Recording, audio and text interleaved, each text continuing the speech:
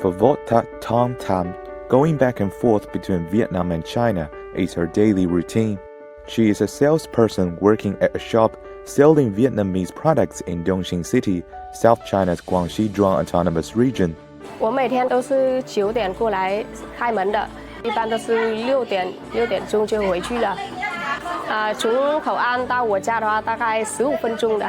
Dongxing is located on the China-Vietnam border and just across from the Vietnamese city of Mong Cai, Vota Tong Tam's hometown.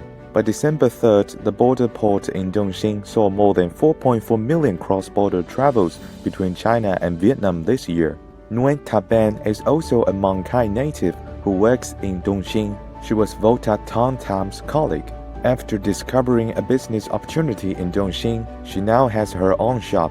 我自己觉得这边越南特产还可以，因为好多人也喜欢买我们越南的特产嘛，所以我就想开店卖。